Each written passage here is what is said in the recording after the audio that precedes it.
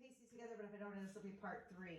Okay, so what I was saying is this is how chemists write their formulas, okay? So when we look at it, you get 2 sigma bonds. So if I'm asking you how many sigma bonds are in this compound, then you would have to look at each piece, okay? So let's take a look at this. We have 2 sigma bonds here, okay?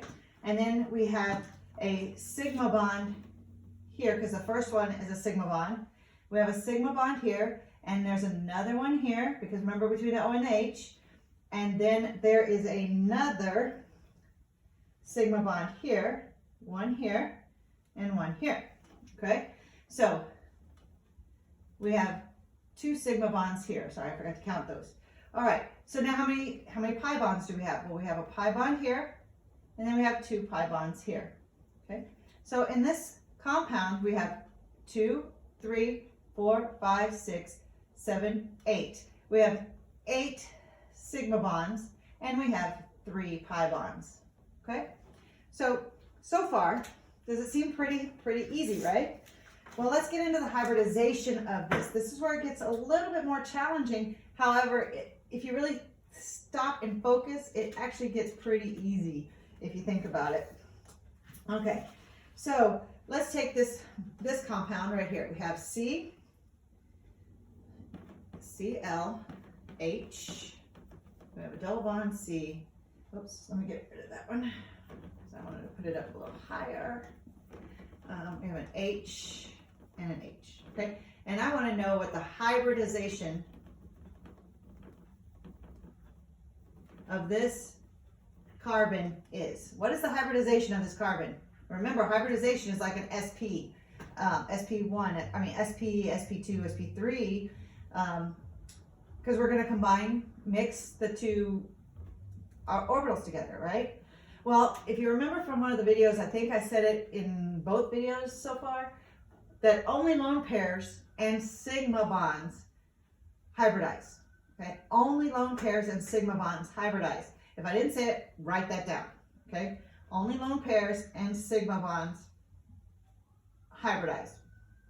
So when we look at this carbon, we need to know how to first draw a molecule if we're going to figure out a hybridization. And if I give it to you, you just need to know how to count the sigma bonds, because we're not going to worry about the pi bonds yet. We're going to worry about the sigma bonds because they hybridize if I want to know hybridization. And then I'm going to look at lone pairs also.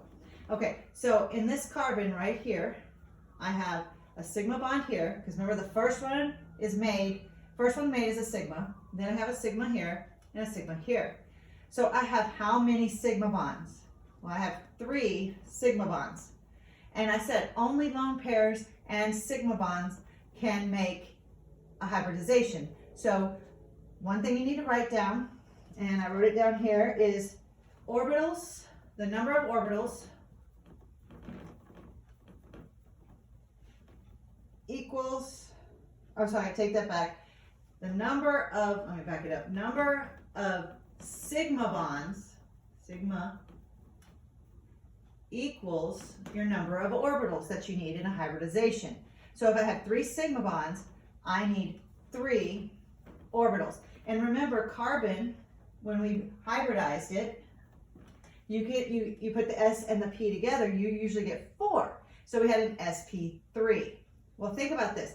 If I'm looking for hybridization, how many, and here's carbon, how many orbitals can come from that 2s level?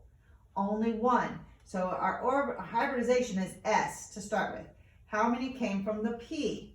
Well, I only have 2 left, so I'm going to have a P2. So the hybridization of this is sp2, okay? Now, if we go back to Hund's rule, it says that I have to put 1 electron, I have to, and we're looking at just carbon, right? And it has the 4 valence electrons. So Hund's rule says I got to fill up each one before I double up. So I fill up 1. Well, this hydrogen is going to fill up this one. This hydrogen is going to fill up this one. This carbon is going to bring over, this carbon is going to bring one over here. Well, I can't say I don't have anything for the other one, but the pi bonds make up my 2p. So I still have to account for that 4th electron. So there's that pi bond right here. Okay, so I still have 4 electrons bonding, but I have that carbon is also filling up here too. Okay, so that carbon is here, and so on. Okay, so we haven't, but I only want to know my answer, which is sp2, because that's the hybridization of that carbon right here. This carbon would have the same hybridization because of the double bond. Okay, so we're feeling okay right now? Probably not, but I'll come into class and we'll figure it out in class again together. Okay, so let's do one more. Let's do this one here, and I'm going to try to put it down here, but we're going to have CH2, CH2. Okay, so how many, we're going to hybridize, we're going to find the hybridization of that carbon. Now remember, only lone pairs and sigma bonds can make a hybridization, and our number of sigma bonds is the number of orbitals that we're going to hybridize. Okay, so let's take a look at that carbon. I have a sigma bond here and I have a sigma bond here. So I have only how many sigma bonds? 2. So I'm going to hybridize 2. Okay, and going back to this carbon, how many orbitals can I take from the s level? Only 1. And s can only give out 1. They only have 1 orbital. How many come from the p? P. So there is our answer. It's an sp hybrid. Okay, sp. So following Huns, up, up. But we still have to account for the other 2. So there's our other 2p orbitals. And we have here.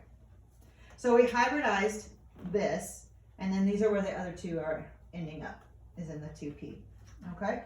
Now, how many sigma bonds does this whole entire molecule have? Take a minute and think about it. Pause the video.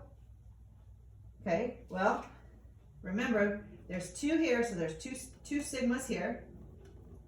There's 2 sigmas here. This whole molecule has 6 sigma bonds and 2 pi bonds. Okay, so I hope I can put these 2 videos together, but if not, this is video number 3. Okay, have a good day.